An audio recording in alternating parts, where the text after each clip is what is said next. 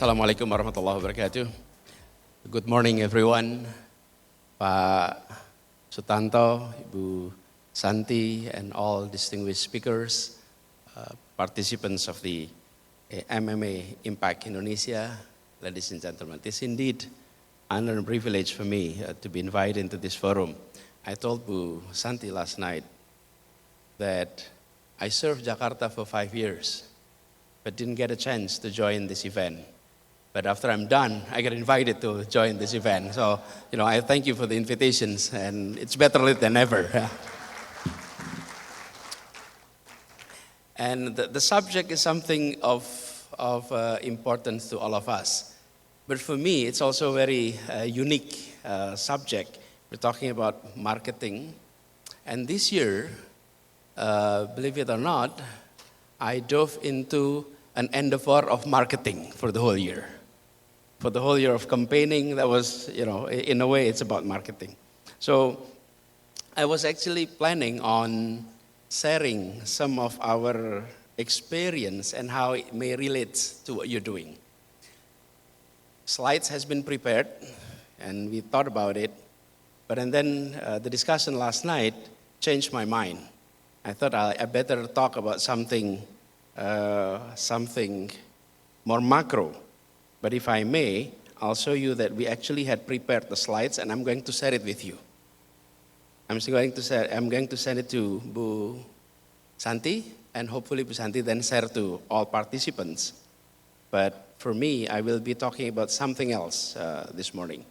Just a minute. I hope we can get connected here. Just a minute. So this is what we had prepared. Oh, just a minute. It's always a challenge about the compatibility. Are you able to project it into the screen? Oh, there we go. Okay. So I'm sort of reviewing our experience and what are the takeaways from those experiences. But I'm not going to talk about it today. I'm going to share it with you. So hopefully I can share double. On the one hand, I share my experience. On the other hand, I'll share some of my view about the future of this industry and perhaps of the community, especially the young community. Okay. Nanti Bu Shanti, I keep switching, Bu Shanti. Bu Shanti, I'll share with you these slides. Now, what I will be talking about, I don't have a slide with me because it's not something that I prepared previously. But what I'm going to discuss today is about, hold on just a minute.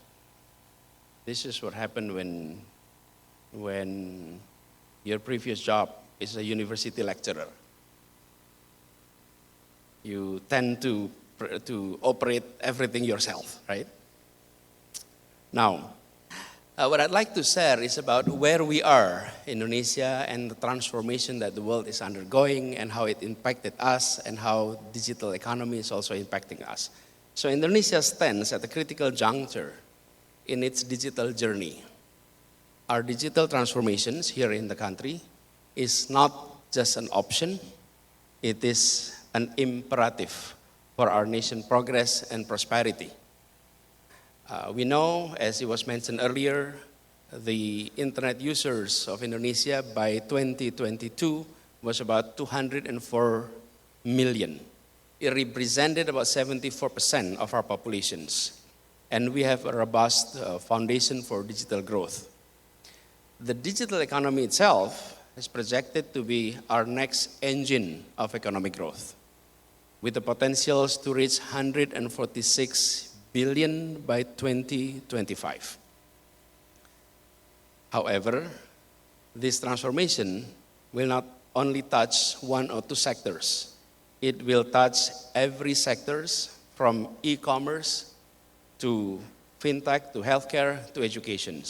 And as we navigate this digital horizon, we must ensure that our transformations is 1, inclusive, 2, sustainable, 3, aligned with our cultural values. I'll explore those three aspects. We all have witnessed that our economy, with all the plus and minus, can be considered as resilience. And our GDP growth is projected to reach 5.3 in 2024 this year.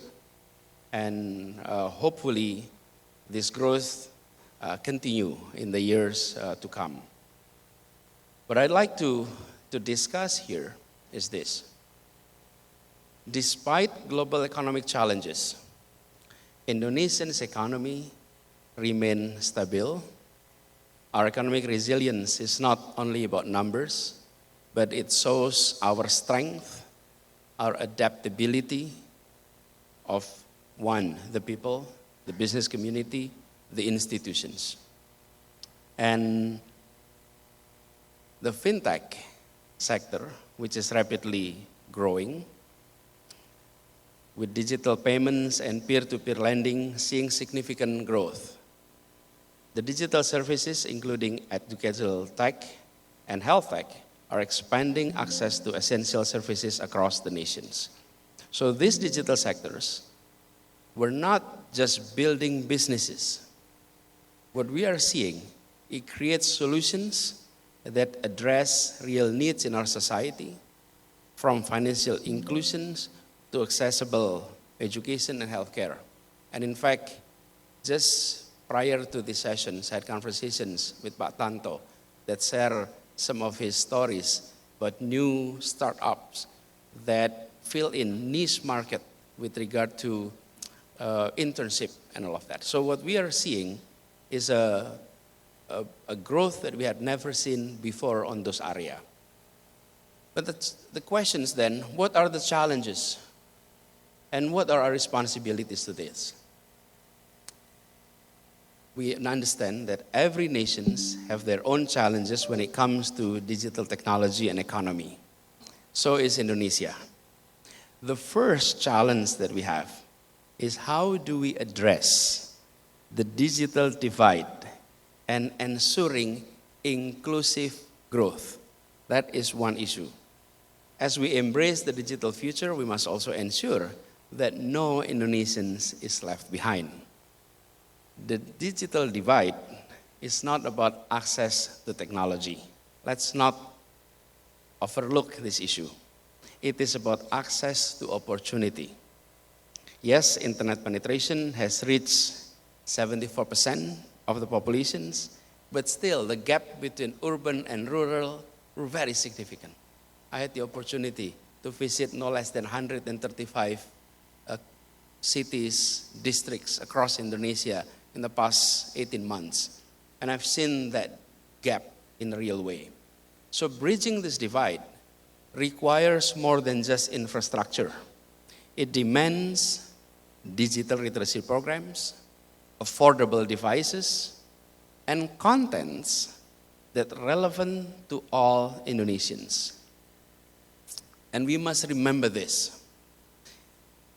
The true progress is not measured by how far the front runners have advanced.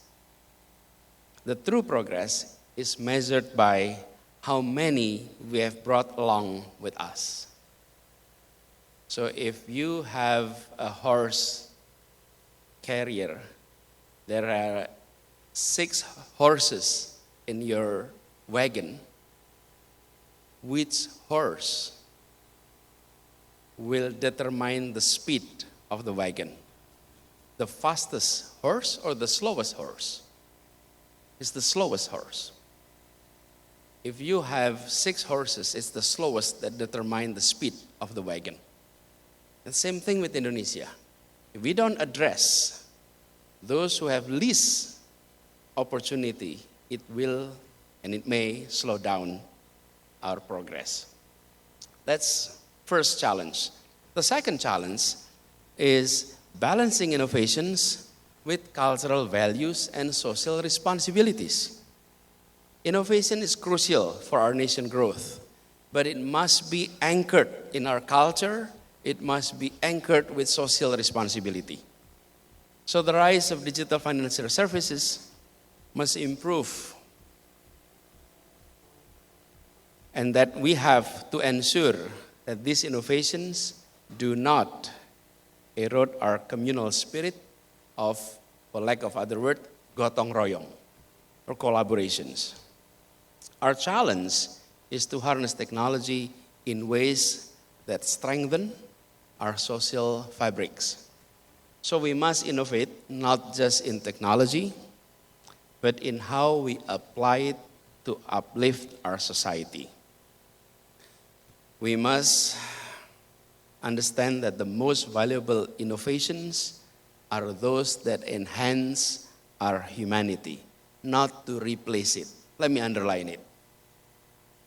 The most valuable innovations are those that enhance our humanity, not to replace humanity. That's the second challenge. The third challenge is in regard to the importance of data privacy and cybersecurity. We have seen that as we become more digitally connected, the protections to our citizens' data and security of our digital infrastructures have become paramount. Indonesia faced over 1.4 billion cyber attacks in 2022. And it highlighting the urgent needs for robust cybersecurity measures. So in that sense, it is crucial for us to address that as part of our responsibility. Data is often called the new oil. The difference is oil is non-renewable while data is renewable.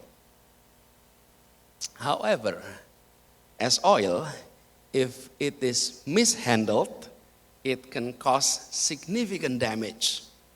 We must treat data with the respect and the care it deserves.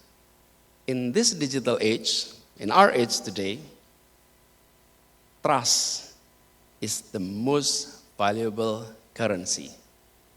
Same as in a democracy. In a democracy, trust is the pillar of democracy. Therefore, we must safeguard. We must safeguard trust through strong data protections and cybersecurity measures. So these challenges are significant, but there are also opportunities. I think by addressing all these issues thoughtfully, collaboratively, we can build a digital future that is not only prosperous, but also, 1, inclusive, 2, culturally rich, and 3, secure.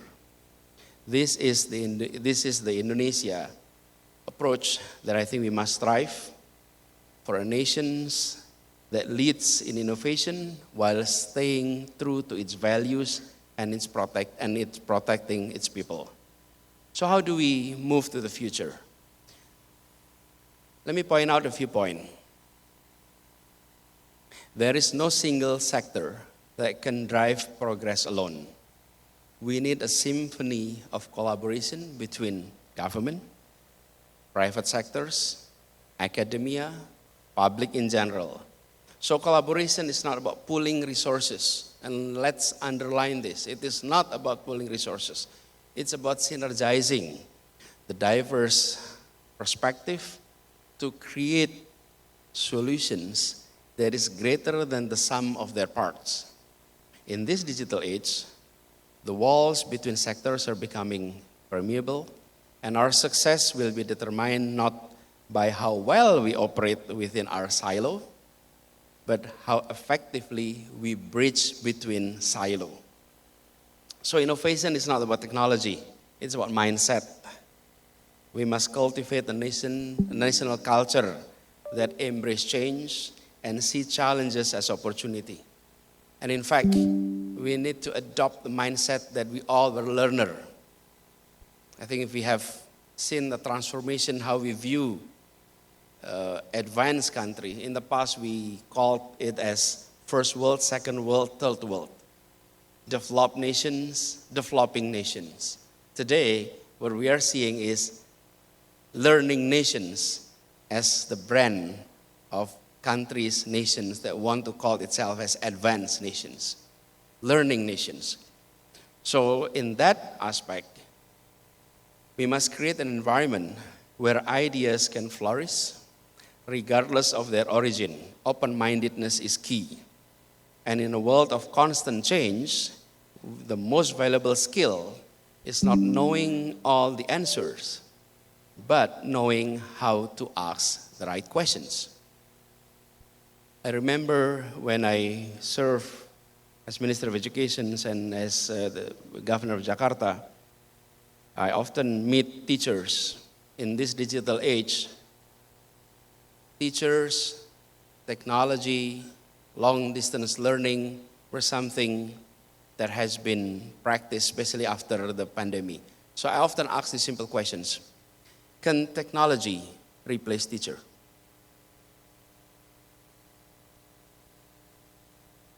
Can digital technology replace teacher? And when I share that questions with our teachers, most of them will say, no way, Pak. There is no way this technology is going to replace my role. And then I said, perhaps I posed the wrong questions. Perhaps the question is not about can technology replace teachers. Perhaps the question should have been, what kind of teachers were replaceable by technology? And what kind of teachers can never be replaced by technology? And can we reflect on ourselves? Are you the kind of teachers that can be replaced by technology, or you're the kind of teachers that cannot be replaced by technology? Teachers who are repetitive, mechanistic, recycling materials, they can easily be replaced by technology. But teachers that are inspired, that move their students, I think it'd be very difficult for technology to replace them. So posing the right questions is very critical these days. And now, as this forum is about marketing, so marketers are not just promoters of products. They are architects of desire and shapers of culture. In our digital future, your role is more crucial than ever. As marketers, you have the power not just to reflect society, but you have the power to shape our society. The power that is unique. Therefore, use this power responsibly to promote values that will build a better Indonesia. In the digital age, attention is the new currency. And as marketers, you have the responsibility to ensure that this currency, that attention, is spent on things that truly matters for our national progress. The digital future of Indonesia is not predetermined destination. It is a path that we create in every step of the way. By fostering collaboration, embracing innovations, and harnessing the power of marketing, we can ensure that this path leads to a more prosperous, more equitable, and connected Indonesia. And that future is on our hand, and I think it is an opportunity for us to shape it together. So in conclusion, there are a few things I'd like to underline. Indonesia is not just a participant in the new digital era. We have to poise to be leaders in the global stage. Our nation, with its rich diversity, with its unity, with its youthful populations and entrepreneurial spirit, we have all the ingredients to become a true digital powerhouse. And we'd like to see our entities that is grown in Indonesia menjadi tuan rumah di negeri sendiri dan tamu mempesona di negeri orang.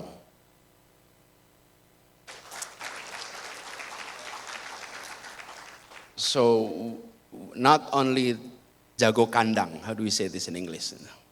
Jago kandang. We're good in our home, but we also be impressive in the outside world. So, to our international friends who are here, allow me to invite you to be part of Indonesia digital journey. Our country offers not just a market of 270 plus million people, but a vibrant ecosystem of innovations, a vibrant ecosystem of creativity that's ripe for collaboration and investment. And for my fellow Indonesians, if I may, I'd like to call upon you to embrace this digital transformation, not just as a business opportunity, but as a national mission. Let's harness the power of technology. Let's harness the power of marketing to drive economic growth, to solve our most pressing social challenges, to bridge divides, and to create opportunity for all. Not only opportunity for those who are in the urban area, but to all, including those in the rural area.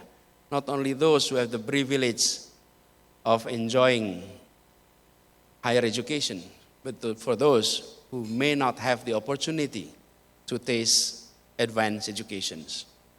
And as we innovate and push boundaries, let's remember that our ultimate goal is not just to create a digital Indonesia, but to create a more equitable, prosperous, and uniting nations that contribute positively to the global community. So if I may, put in a brief line, the future of Indonesia is digital, and that future starts here, starts now, starts with all of us, starts from each one of us. And I believe together, let's write the inspiring chapter in the Indonesian digital story. A story that will resonate not just within our archipelago, but across the world, across the globe, and that all of us can tell ourselves we are part of this noble endeavor. Thank you very much. Terima kasih. Thank you, Bapak Anies Baswedan, for your enlightening viewpoints. Ladies and gentlemen, again, please join me in expressing our gratitude with another round of applause for Bapak Anies. May I kindly request Bapak Anies to remain on stage for a brief moment, and I'd like to invite the esteemed members of our board of directors to join us for a group photograph.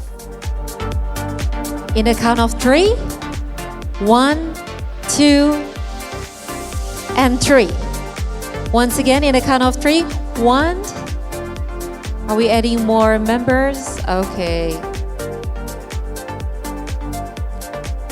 1, 2. Oh, we are inviting one more person.